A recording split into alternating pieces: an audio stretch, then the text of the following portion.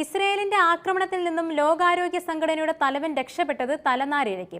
December 26 വ്യാഴാഴ്ച Yemen തലസ്ഥാനമായ സനയിലെ വിമാനത്താവളത്തിൽ ഇസ്രയേൽ ആക്രമണം നടത്തിയപ്പോൾ താൻ വെറും മീറ്ററുകൾ മാത്രം അകലെയായിരുന്നുവെന്നാണ് ലോകാരോഗ്യ സംഘടനയുടെ മേധാവി ടെഡ്രോസ് ഗബ്രിയേസസ് വെളിപ്പെടുത്തിയിരിക്കുന്നത്. ഗബ്രിയേസസും സംഘവും പരിക്കേൽക്കാതെ കഷ്ടിച്ചാണ് രക്ഷപ്പെട്ടത്. എന്നാൽ വിമാനത്താവളത്തിലെ റൺവേയുടെ കേടുപാടുകൾ കാരണം ഇവർ പുറപ്പെടുന്നത് ഏറെ വൈകാൻ കാരണമായതായാണ് അന്താരാഷ്ട്ര മാധ്യമങ്ങൾ റിപ്പോർട്ട് ചെയ്യുന്നത്. ഗബ്രിയേസസിന്റെ നേതൃത്വത്തിലുള്ള 17 അംഗ പ്രതിനിധി സംഘം ഹൂതി വിമതർ കൈവശം വെച്ചിട്ടുണ്ടെന്ന് വിശ്വസിക്കുന്ന UN ജീവനക്കാരുടെ മോചനം സംബന്ധിച്ച ചർച്ചകൾ നടത്താനും യമനിലെ ജനതയുടെ ആരോഗ്യവും മാനുഷികവുമായ സാഹചര്യം വിലയിരുത്താനുമാണ് യമനിൽ എത്തിയിരുന്നത്. ഗബ്രിയേസസ് പറയുന്നതനുസരിച്ച് തന്റെ ടീം വിമാനത്തിൽ കയറാൻ പോകുമ്പോഴാണ് സന അന്താരാഷ്ട്ര വിമാനത്താവളത്തിൽ ഇസ്രയേൽ ആക്രമണം നടത്തിയിരുന്നത്. ഈ ആക്രമണത്തിൽ തങ്ങളുടെ വിമാനത്തിലെ ഒരു ജീവനക്കാരന് പരിക്കേൽക്കുകയും വിമാനത്താവളത്തിൽ ചുരുങ്ങിയത് 2 പേരെങ്കിലും കൊല്ലപ്പെട്ടതായും അദ്ദേഹം പ്രസ്താവനയിൽ അറിയിച്ചിട്ടുണ്ട്. എയർ ട്രാഫിക് കൺട്രോൾ ടവറും ഡിപ്പാർച്ചർ ലോഞ്ചും ഞങ്ങൾ ഉണ്ടായിരുന്നിടത്ത് നിന്ന് ഏതാനും മീറ്ററുകൾ മാത്രം അകലെയായിരുന്നുവെന്നും റൺവേക്ക് കേടുപാടുകൾ സംഭവിച്ചതായും ലോകാരോഗ്യ സംഘടനാ തലവൻ ചൂണ്ടിക്കാട്ടി. ഇതുമൂലമാണ് UN സംഘം പുറപ്പെടുന്നത് വൈകാൻ കാരണം. സൈനയുടെ പടിഞ്ഞാറ് ഭാഗത്തുള്ള ചെങ്കടൽ തുറമുഖ പട്ടണമായ റാസ് ഇസയിലും ആക്രമണം റിപ്പോർട്ട് ചെയ്തിട്ടുണ്ട്. ഇസ്രയേൽ യുദ്ധവിമാനങ്ങൾ എയർപോർട്ടിലെ സൈനിക ഇൻഫ്രാസ്ട്രക്ചർ, യമനിലെ പടിഞ്ഞാറൻ തുറമുഖങ്ങളിലെ പവർ സ്റ്റേഷനുകൾ, സൈറ്റുകൾ എന്നിവയാണ് ലക്ഷ്യം വെച്ചതെന്നാണ് ഇസ്രയേൽ പ്രതിരോധ സേനയായ IDF പറയുന്നത്. ഇറാന്റെ ആയുധങ്ങൾ കടത്താൻ ഹൂതികൾ ഈ ഗതാഗത കേന്ദ്രങ്ങൾ ഉപയോഗിച്ചിരുന്നതായും IDF ആരോപിച്ചിട്ടുണ്ട്.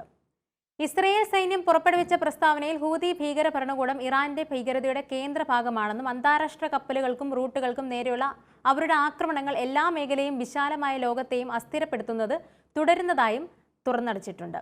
അതേസമയം ഗാസയിൽ ഹമാസിനെതിരായ IDF ഓപ്പറേഷൻ നിർത്തുന്നതുവരെ ഇസ്രയേലിനെതിരെ ആക്രമണം തുടരുമെന്നാണ് ഹൂതികൾ പ്രതിജ്ഞയെടുത്തിരിക്കുന്നത്. ഡിസംബർ 25 ഹൂതികൾ ഒരു മിസൈലും 2 ഡ്രോണുകളെങ്കിലും ഇസ്രയേലിലേക്ക് അയച്ചിരുന്നു. ഇതിന് തൊട്ടു മുൻപ് ടെൽ അവീവിലെ കളിസ്ഥലത്ത് ഹൂതി മിസൈൽ പതിച്ചതിനെ തുടർന്ന് 16 പേർക്ക് പരിക്കേൽക്കുന്ന സാഹചര്യവും ഉണ്ടായിരുന്നു. തുടർന്നാണ് ഇസ്രയേൽ ഹൂതികൾക്ക് നേരെ ആക്രമണം കടുപ്പിച്ചിരുന്നത്. എന്നാൽ ഇസ്രയേലിന്റെ ഈ ആക്രമണമൊന്നും ഹൂതികളെ ബാധിക്കാൻ പോകുന്നില്ലെന്നാണ് അവരുടെ പ്രസ്താവനകളിൽ നിന്നും വ്യക്തമാകുന്നത്. ഇസ്രയേലിന്റെയും അമേരിക്കൻ ചേരിയുടെയും കപ്പലുകൾക്ക് ഇപ്പോഴും ചെങ്കടൽ യാത്ര വലിയ ഭീഷണിയാണ്.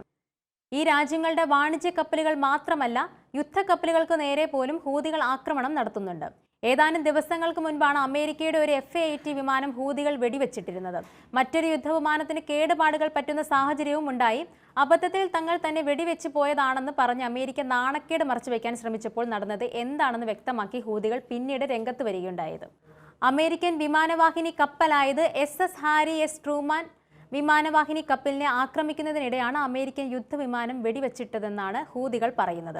8 ക്രൂയിസ് മിസൈലുകളും 17 ഡ്രോണുകളും ഉപയോഗിച്ചാണ് അമേരിക്കൻ കപ്പലുകളിൽ ആക്രമണം നടത്തിയതെന്നും ഹൂതി വക്താവ് യഹ്യ സരിയ വെളിപ്പെടുത്തിയിരുന്നു. USS Harry S Truman carrier strike ഗ്രൂപ്പിനെയും അതിന്റെ അകമ്പടിയോടെയുള്ള നിരവധി ഡിസ്ട്രോയറുകളെയും ആക്രമിച്ചതിലൂടെ യമനെ ലക്ഷ്യമിട്ട അമേരിക്കയുടെയും ബ്രിട്ടന്റെയും ആക്രമണങ്ങൾ തടയാൻ തങ്ങളുടെ സായുധ സേനയ്ക്ക് കഴിഞ്ഞതായും ഹൂതി നിയന്ത്രണത്തിലുള്ള അൽ മസീറ ടെലിവിഷൻ ചാനലിന് നൽകിയ പ്രത്യേക അഭിമുഖത്തിലാണ് യഹ്യ സരിയ വ്യക്തമാക്കിയിരുന്നത്. ഹൂതികളുടെ പ്രസ്താവന പുറത്തു വന്ന ശേഷവും അത്യാധുനിക യുദ്ധവിമാനമായ F-18 തകർന്നത് സംബന്ധിച്ച് കൂടുതൽ വിശദാംശങ്ങൾ ഈ നിമിഷം വരെ അമേരിക്ക പുറത്തുവിട്ടിട്ടില്ലെന്നും ശ്രദ്ധേയമാണ്. F-18 ഹൂതികളുടെ ശക്തി ക്രമാനുഗതമായി വർദ്ധിച്ചു വരുന്നത് ഇനിയും തടയാൻ കഴിഞ്ഞില്ലെങ്കിൽ ദീർഘകാലാടിസ്ഥാനത്തിൽ അത് അമേരിക്കയെ സംബന്ധിച്ചിടത്തോളം കൂടുതൽ അപകടകരമായ അവസ്ഥയിലേക്കാണ് എത്തുവാൻ പോകുന്നതെന്നാണ് അമേരിക്കയുടെ മുൻ നാവികസേനാ മേധാവികൾ ഉൾപ്പെടെ മുന്നറിയിപ്പ് നൽകിയിരിക്കുന്നത്.